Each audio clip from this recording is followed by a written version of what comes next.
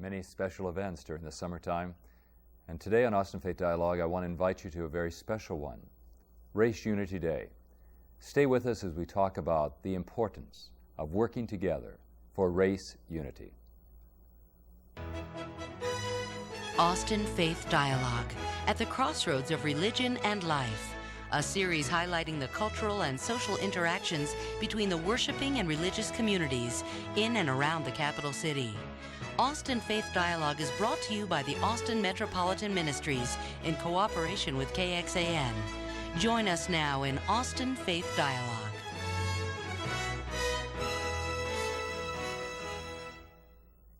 Bringing people together, bringing people of faith together, bringing the races together to celebrate the unity we have is basic to what it means to be a part of this community and a part of this society. In Austin, we're going to be celebrating Race Unity Day, and I'd like you to meet a couple people who are going to talk with us about that. Jane Freilich is here with us, and Jane is from the Austin Baha'i Faith, and we're glad to have you back. You've been here before, and glad to have you back, Jane. Good to be here. And John Williams.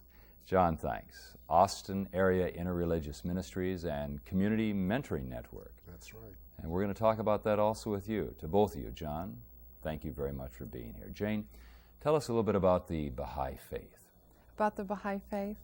The reason we're participating with Race Unity Day is that one of the principles of the Baha'i Faith is that we need to abolish all forms of prejudice, all forms. And the Race Unity Day is something that we'll be celebrating on June 10th from noon until 6 at Highland Mall. And the way we're celebrating it at Austin is we wanted to have an activity where children could come in and participate in different games and different things and learn more about race unity and how to get to know one another. The Baha'i Faith is how old, Jane? It's approximately 150 years old, so it's a very young religion. And I think you told me that in 1912, one of the prophets, is that right? The prophet of the Baha'i Faith is Baha'u'llah, and his son Abdu'l-Baha, when he was able to travel, he came to the United States in 1912. And the part that's remarkable was that he immediately sought out organizations such as the NAACP, and he spoke at Howard University. He was actually at the 4th meeting of the NAACP in 1912. And he spoke of the importance of the races, especially in the United States, getting along. And he even said that if we address these problems, blood could spill in the streets. Mm-hmm. So he recognized the urgency of it in 1912. Yes. And that's that was during the time when W.B. Du Bois was addressing issues. Mm-hmm. And there's the first African-American Rhodes Scholar was actually a Baha'i, Alan Locke. And at that time, they started what they called amity conferences. And it just amazes me they were able to pull together 1,200 to 1,500 people, mixed races, to these events. And these were socialites in Washington, D.C. These were people that would not have people of other races in their home.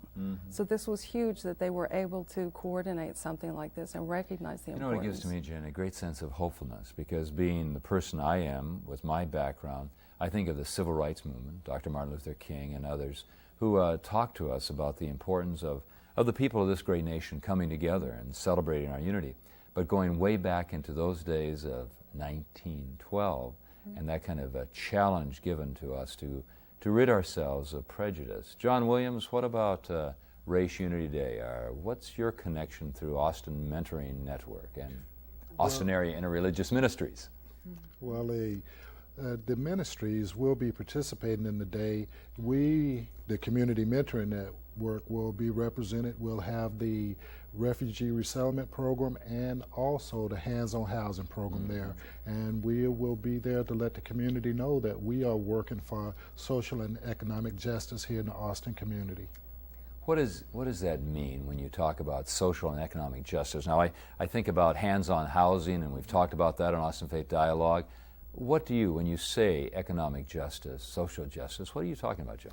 Well, I think that here in Austin, we do have some barriers to enjoying the fullness of our local community. And I think if people get to know more about each other and that they'll realize that they have more in common than they do that divide them, that it will make our community not only stronger, but better. Because we will have, it's a dream for full participation of all citizens in the community, but what's wrong with that dream? Sounds good to me. Yeah, you know, I think it's a dream that we can work towards and experience.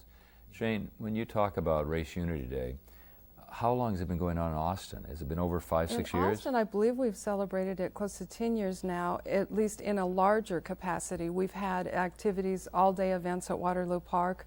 We like doing it at Highland Mall because they have wonderful air conditioning, so you and your family can come. There are activities for your kids, all kinds of fun things, and the reason that we wanted John's organization to come, we want people in Austin to see the good deeds that service organizations are doing. Through participating in those, you get to work with people that maybe you wouldn't always work with. And anytime you get to know someone, there's greater understanding.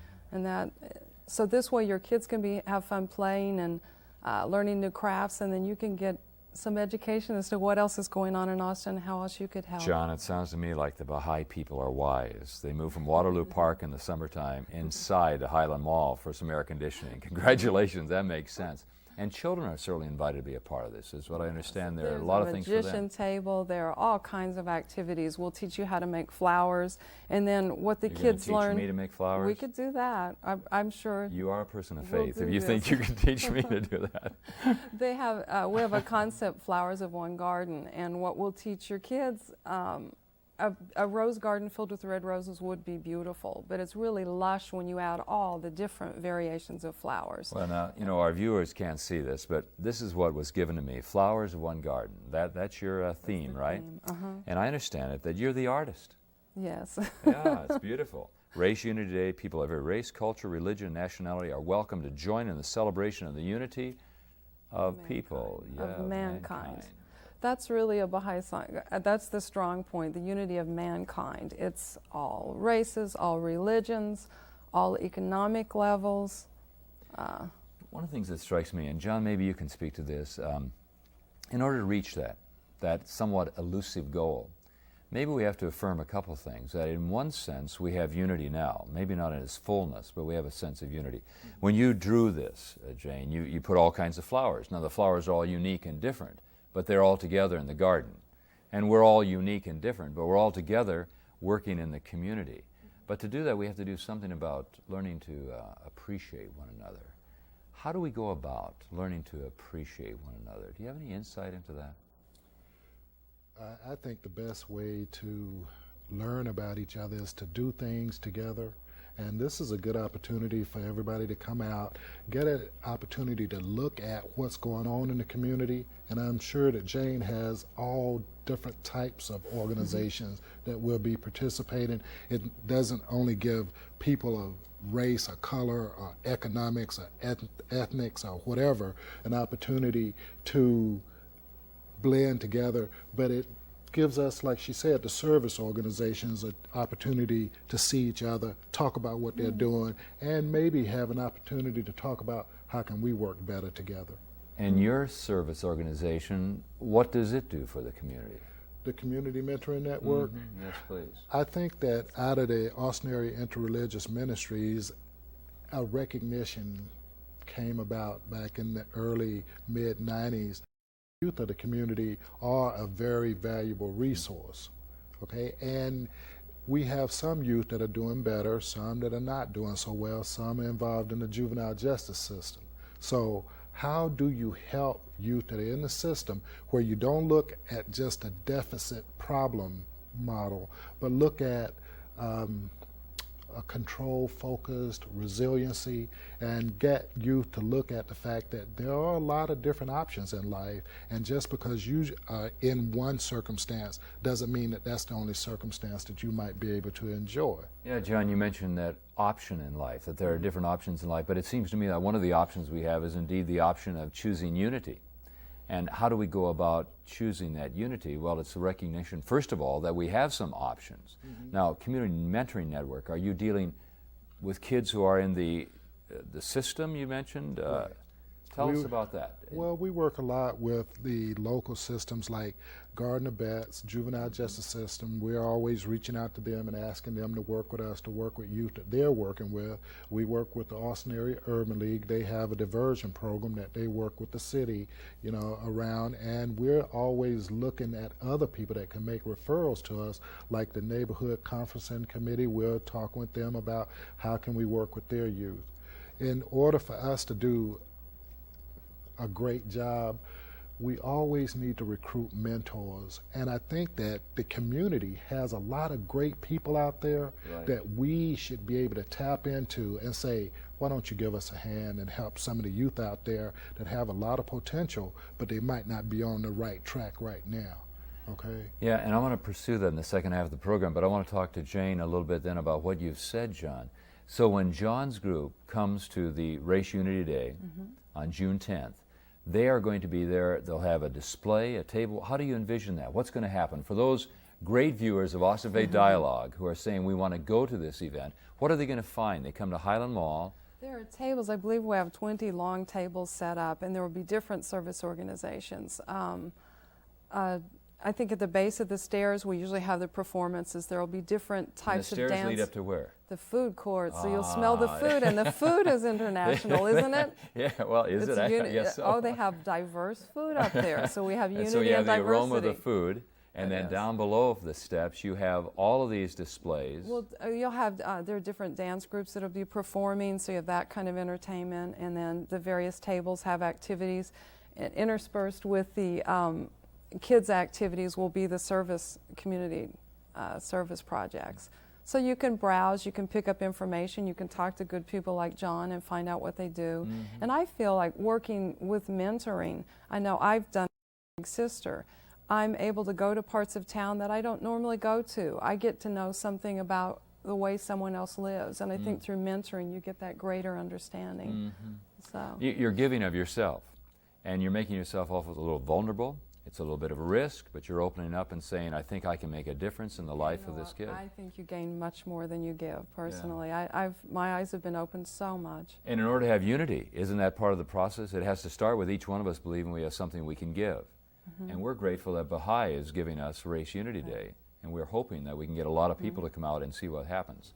And we're hoping that you're going to stay with us on Austin Faith Dialogue, because we're going to come back and we're going to talk more about what you can do, because as John said, we have a lot of great people out there, and some of them are watching this program right now, and we want to invite you to come to Race Unity Day and also to meet John Williams and see if you might want to be a mentor in community networking. Stay with us on Austin Faith Dialogue.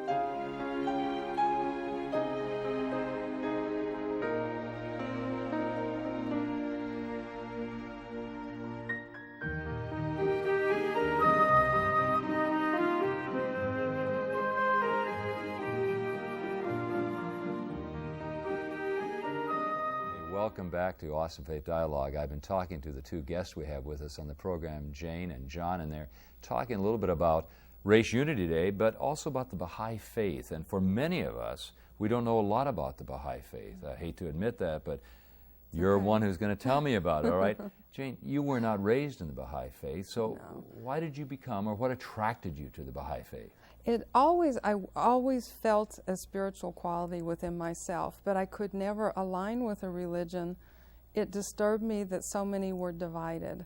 It didn't make sense to me that if you kneel down and pray that you're praying to a different God than someone else, or that your prayers were heard and theirs weren't. It never made sense to me.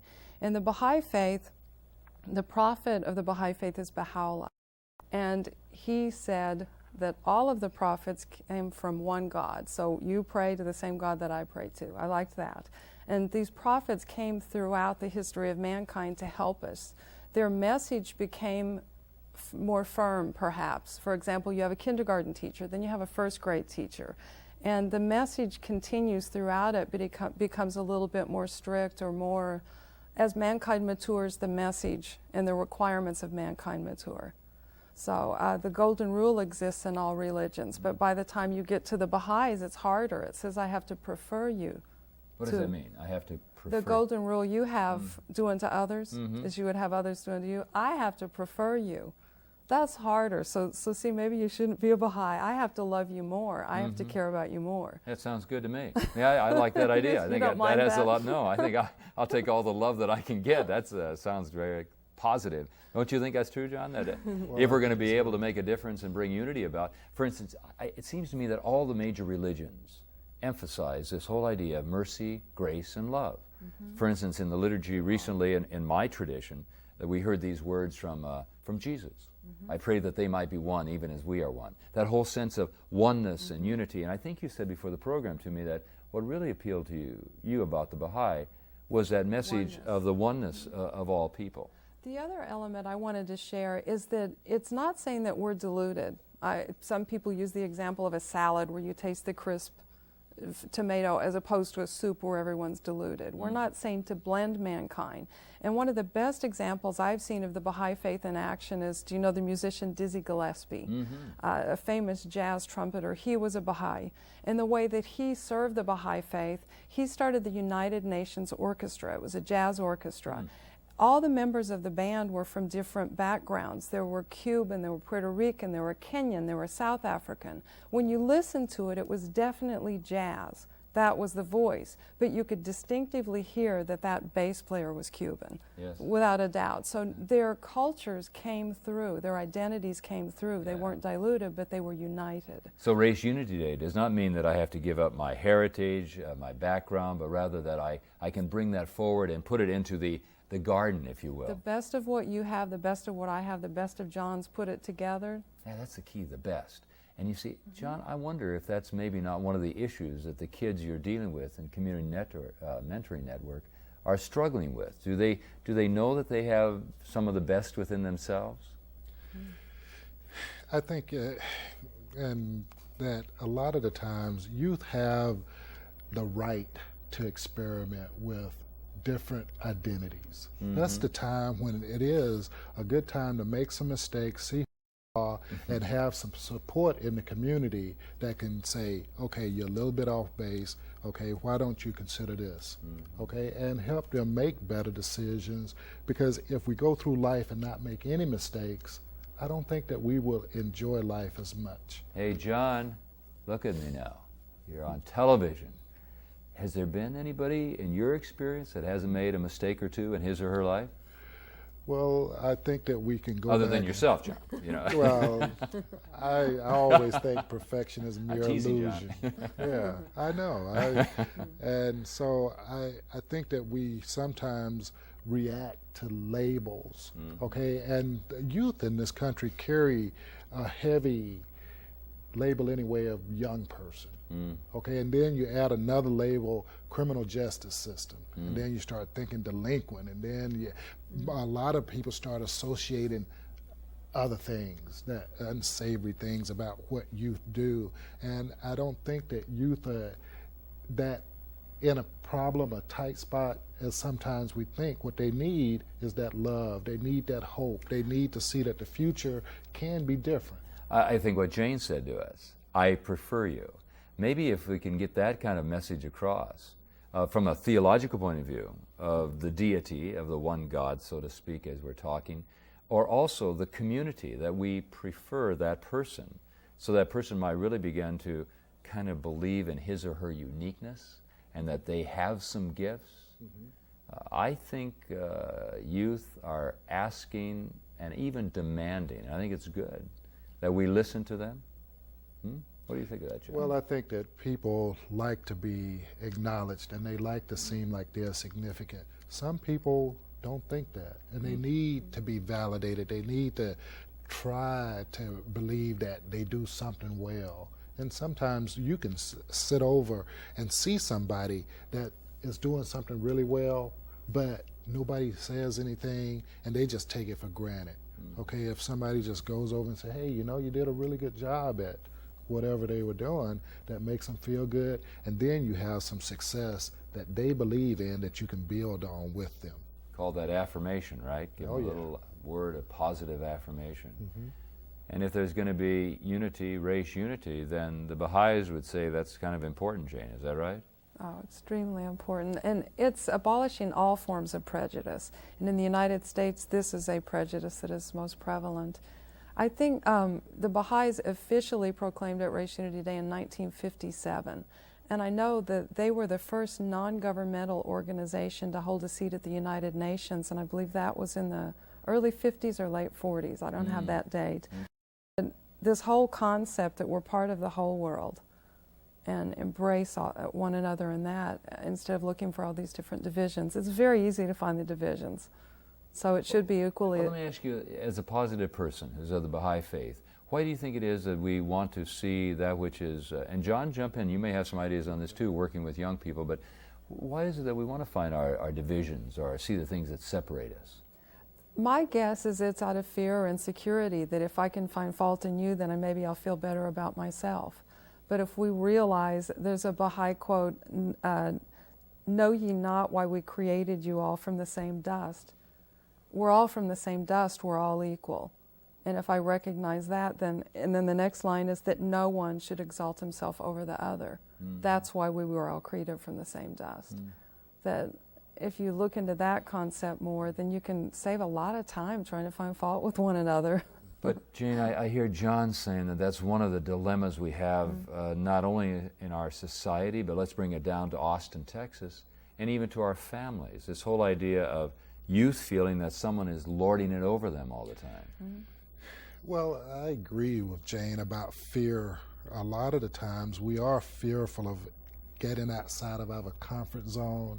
And I mean, I think youth are a little bit more adventuresome. As we get older, I think we become a little bit more conservative. And You think so, John? Well, and I think the fear is it's a good thing because it is a normal emotion, and sometimes fear tells you something about a situation, but sometimes fear can be irrational fear. Limit you. Right, and and I think that also that a lot of the times the fear causes us to try to either compensate or overcompensate for the fear, and then we start to think it either superior, inferior type dichotomy type thinking, and then if you want to overcome your fear, of course, if it's a fearful thing out there, you want to feel superior to it. And I think a lot of people do end up thinking that way, and there's a need for that. If we are from the same dust, I think that we have some of the same wants and needs, and if we work together to meet that, whatever it is, the want or the need that is at the moment, we have a higher probability that we can all get what we want. Jane, what I hear John saying is that people who are watching the program could say, well, I really would like to help a youth, but I feel a little fear in me because I don't know who they are and I don't know what they've experienced. That's kind of normal stuff then, right? That people can have that kind of feeling. But when they come into the community mentoring network, what kind of resources, what kind of support will they get? So as they get involved with the youth, they won't be there by themselves. Well, don't let me delude you from the beginning. I think mentoring is hard work. Okay, because one, back in the day, and I don't know if it's this, you can hold this against me if you would like, I think that mentors were more right there, somebody that you knew. Okay, it might have been a neighbor down the street or an uncle or somebody that would come over and spend time with you, talk to you, listen to your concerns and stuff. I think that we don't communicate as well as we used to. People are busy. I don't try to say that that's not true, but I think that we are going more and more and asking the community to come in and help, and that the relationships aren't there. that used to be with the youth and the older person, and we are trying to create that. You're trying to create community is what you're trying to do. Are you trying to replicate that from the days gone by where maybe the neighbor would be a mentor or somebody who is in the church could be a mentor? Well, yes, and I think that that is happening here, but it's not happening for everybody. Okay, and so we take people that say, yes, I want to be in a relationship with a caring adult. Okay, it's a voluntary relationship, and we So say, the youth would say that, John, is that Oh, yeah. right? A youth would say that type yeah. of thing. All right. And then they would come to you in the Community Mentoring Network. How do you get the name of that youth? we have a referral system. Okay. And then, of course, you know, we live in a world where you have to do paperwork. Okay, the youth fills out paperwork, the adult fills out paperwork. We train well, you know, I think that people know how to enter into relationships, but we reinforce a lot of the stuff that they know. But you're not kidding anybody, are you? For unity, race unity, and for mentoring, you're talking about hard work, that people need to be committed to making a difference with their lives. It is commitment, but what I find, I'm always surprised at what I have to offer that I don't realize I have. When I became a big sister, she had to write a commentary on me, and one of the things was that I had exposed her to 9 different cultures. I didn't realize that, but through my Baha'i friends, she had Persian food, she had Chinese food, she went to my friends' homes, and they're of all different cultures. And I think each mentor has something beyond to offer that they're not aware that they have to offer.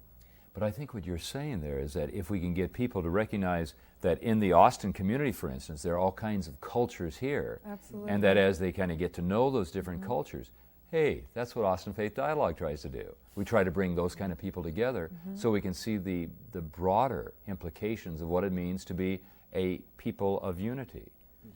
Hard work and, oh, I'm sorry, Jane. That's like, if we were focusing on divisions, you could say, she's a Baha'i, I don't want to know her. And I've learned so much from you, so see, I would have been denied knowing you. Well, see, you prefer me, so that's why you That's can do that it, now, right? yeah. John, what about mentoring? That's hard work. Right. And people who want to become community mentors, they better prepared for. Well, I think that anytime that you are in any kind of a relationship, if it's going to be a viable relationship, you're going to have to work on it. Okay, and I think that if you come into it and realize that it's a reciprocal relationship too, it's not that an adult is coming there and they're going to change a youth. Okay, I think that, Boy, like that's Jane was important. saying, change goes on both ways. You know what I think, John? I don't think, well, the youth hopefully has changed. They can come out today and he can tell them more. That's right. On At- June that's 10th right, at June 10th. noon at Highland Mall. From And it's noon Race until Unity 6. Day, and they'll get to meet you, Jane, I'll be there. and you, John, and you've been wonderful on the program. I think we're going to have you back again because it's so much fun to talk with you. Because you both have a spirit about you, a spirit of unity and a spirit of willingness to do some hard work. And we have a challenge for you, our viewing audience of Austin Faith Dialogue. We want to invite you to come to Race Unity Day, June 10th, and commit yourself to do the work of making this world and this community better. Peace be with you. Thank you for watching Austin Faith Dialogue.